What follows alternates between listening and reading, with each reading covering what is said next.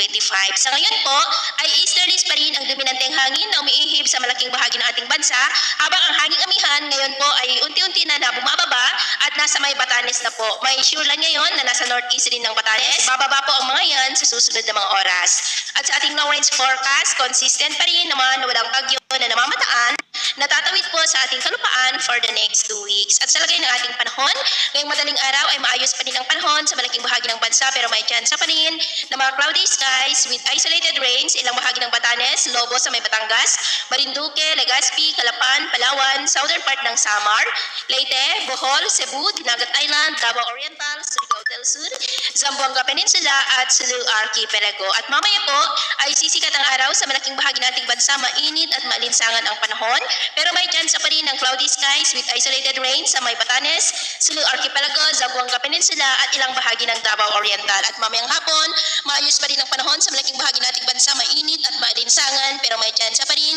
ng cloudy skies with isolated rain sa malaking bahagi ng Mindanao, Aklan, Mindoro Provinces, Palawan, La Union, Cordillera at ilang bahagi ng silangan ng Cagayan at extreme northern Luzon. Kaya kung nalabas po tayo sa ating mga tahanan, ugaliin po natin ang magdala ng kahit anong panangga natin sa init ng araw at protection na rin po sa mga biglaang buhos na ulan, at magdala rin po ng tubig na inumin para po makaiwas tayo ng dehydration dahil po sa mainit na panahon. At sa atin naman pong mga baybayin, wala po tayong nakataas na namang gale warning signals, pero bayong pag-ingat lamang po kung papalaot tayo para po mas makaiwas sa mga sakunang